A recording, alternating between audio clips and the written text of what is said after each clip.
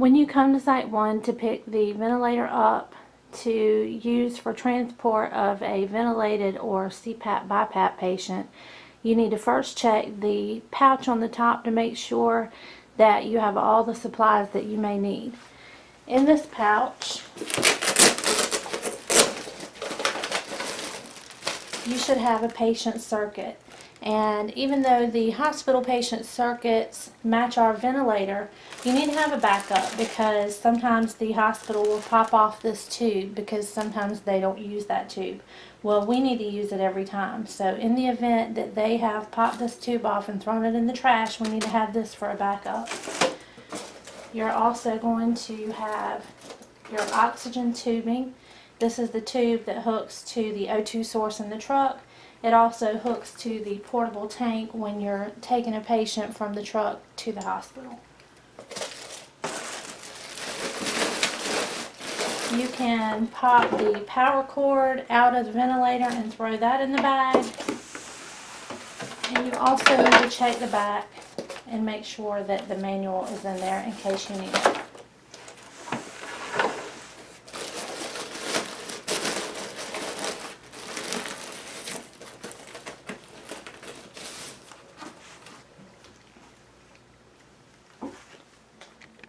It may be helpful to break the ventilator down into sections. If you will remember that this is your control panel, and this is where you input your settings and change any parameter that you want to change or are able to change.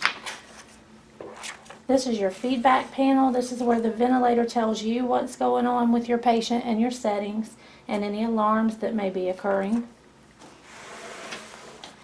This is your air source panel, where you connect your O2. This is the air intake port for the compressor and the power cord. This side is for patient connections, and this is where you actually connect your ventilator to your patient.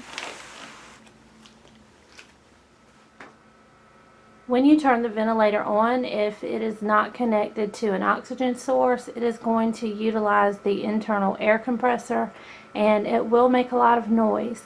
So to start with, I'm just going to demonstrate what happens when you turn it on without having oxygen attached, so that you can hear that noise. It's going to make that noise every time if there's not oxygen connected.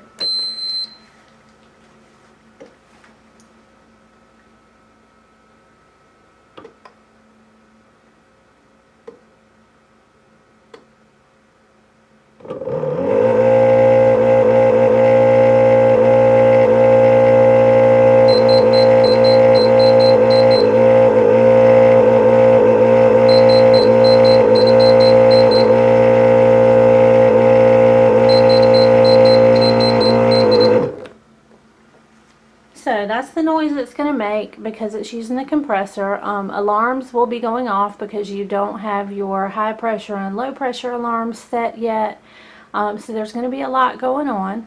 One way to reduce this noise is to go ahead and hook up the oxygen source if you know you're going to be using oxygen. And that will reduce some of the sound that comes from the machine. So I'm going to go ahead and do that, and then I will turn it back on. To connect to the O2 source, you take out your oxygen hose and you either connect directly to the wall unit in your truck, or you connect to the port on the portable tank.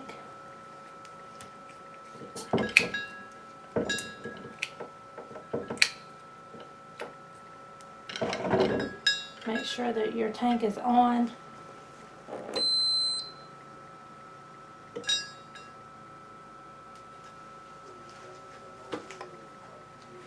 And the machine will utilize the oxygen rather than running the compressor.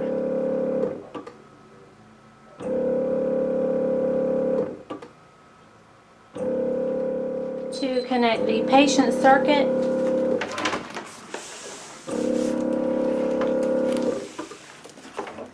you'll connect the main circuit just like this until it's tight.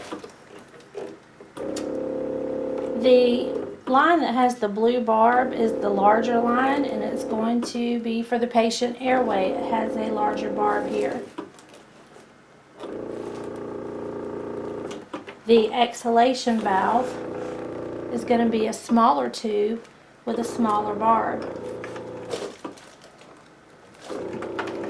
And it goes just like that.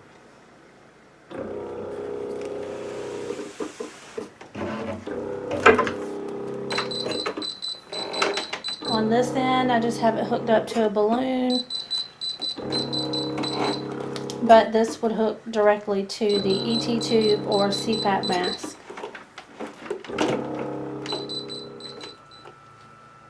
When you turn the ventilator on, the first thing that's going to happen is that all the lights on this panel are going to light up, and they're going to stay lit for a few seconds, and then they will go off.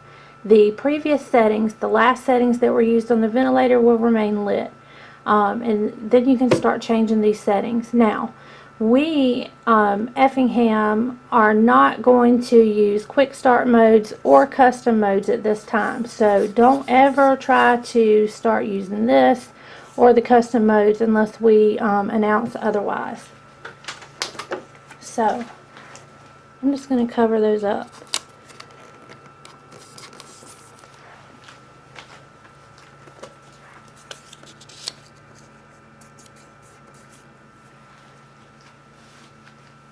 The first parameter that you will want to set is the mode. So turn it on, everything lights up.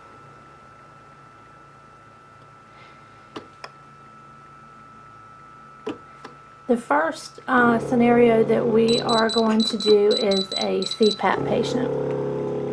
So we're going to change our mode to CPAP. And to change a mode, you come right over here. This is your first step. You're going to hold that mode button down until this starts flashing. And down here is where you adjust your parameters up or down. So I'm going to push mode. It started blinking. I want to go down here to CPAP. If you wait too long, it stops blinking. Alright, now it's blinking on CPAP. I'm locking that in.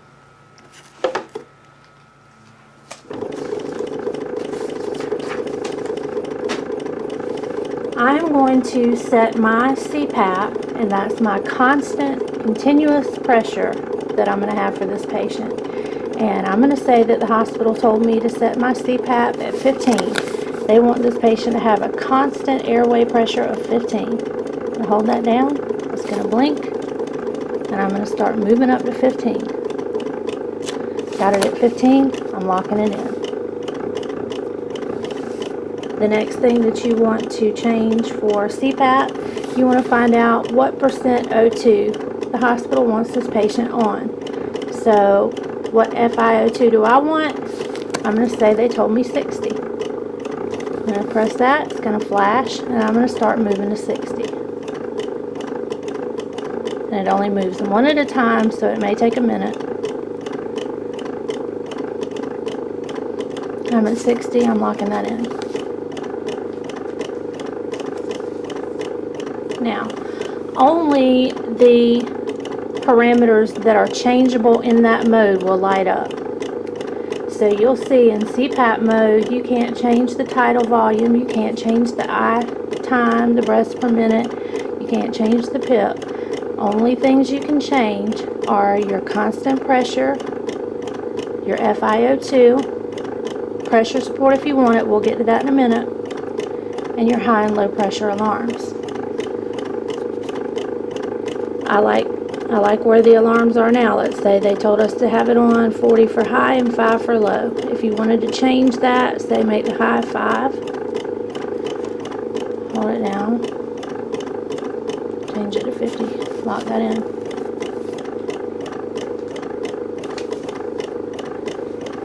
And so now we have a CPAP patient that's going to get a continuous pressure of 15. Whether they're inhaling or exhaling, they're going to get 15 centimeters of water for pressure.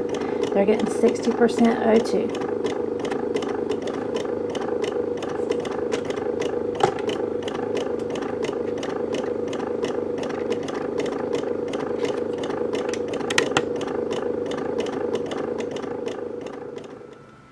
The difference between CPAP and BiPAP is that CPAP is a continuous positive airway pressure.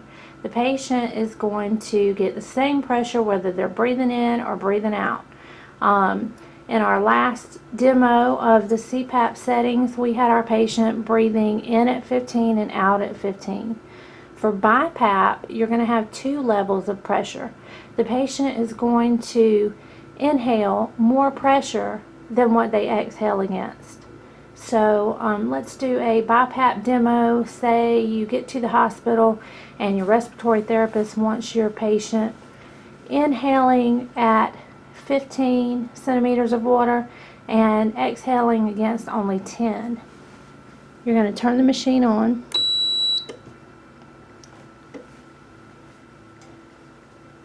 It's going to light up, then it's going to go out.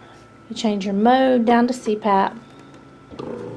It's going to blink, move down to CPAP, lock it in. And we are first going to set our continuous pressure, which will be the pressure that the patient exhales against.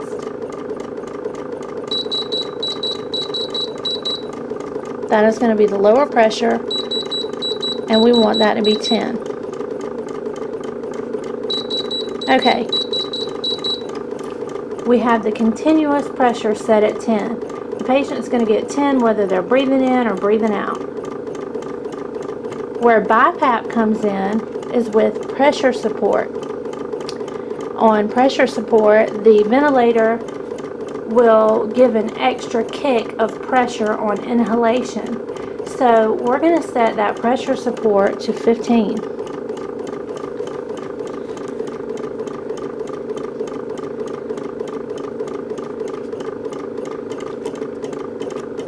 And lock it in. So if you will remember that pressure support is the inhalation pressure and CPAP is the exhalation pressure, when the patient inhales, they're going to get 15 because they're getting that extra pressure support. When they exhale, they're going to be getting the 10 that they will continually get throughout the breath cycle. The O2 setting, so we want it at 50%. You're going to hold that down, it's going to blink. And you're going to move down to 50 and lock it in. Check your high pressure alarm and your low pressure alarm. This will alert me if the patient's air pressure exceeds 30 or goes lower than 5. So now we have this set for a BiPAP patient to inhale at 15 centimeters of water, exhale against 10 centimeters of water.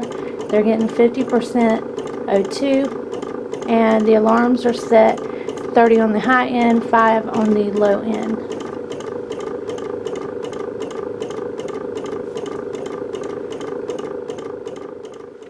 The most common ventilator setting for an intubated patient is volume AC.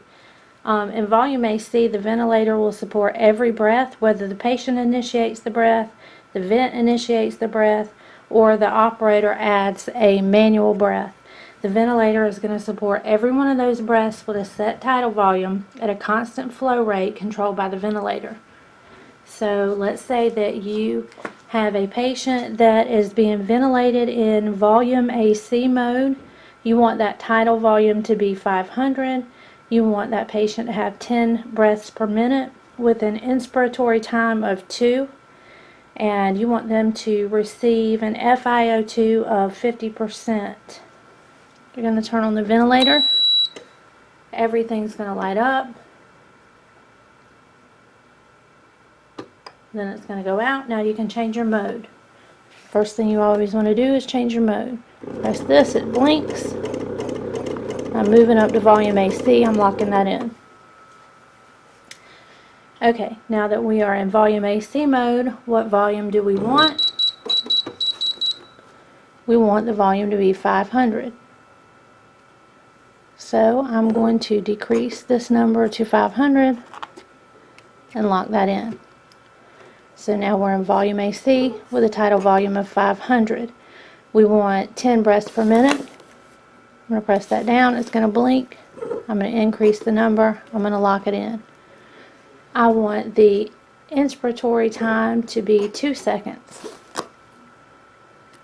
I'm going to increase that number to 2 and lock it in. And my FiO2, I wanted that to be 50%, so I'm going to decrease that. Push it in, it blinks. You're going to decrease it to 50 and lock it in. So now I have the ventilator set for volume AC mode.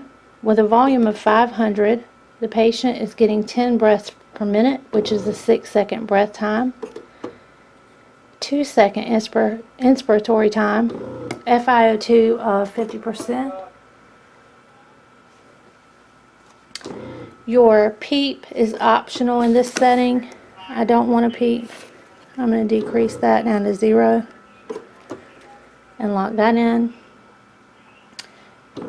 In volume mode, you still have to set your alarm settings, trigger sensitivity. I'm going to set that to 5.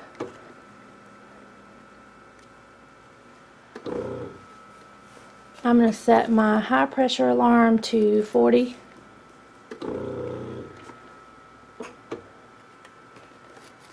And I'm going to leave my low pressure alarm at 5.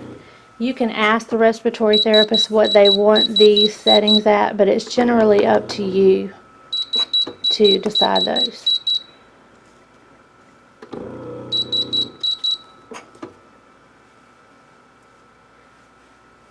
You'll notice that only the items that are changeable in this mode will light up. You can't change the PIP in volume AC. You can't change the pressure support in volume AC. So those two don't light up.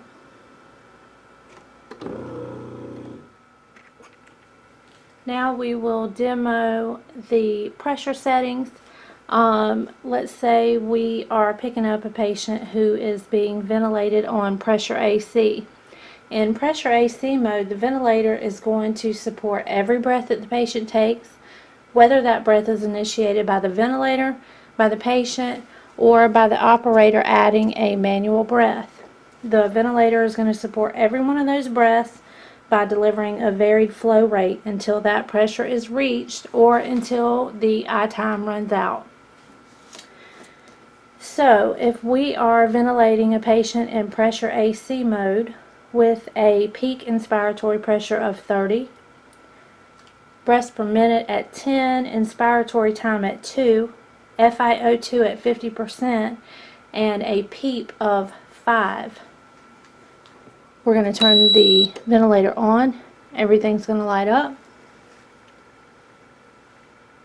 Everything's going to back down, and you can change your mode. First thing you change is mode. You come over here, you push mode.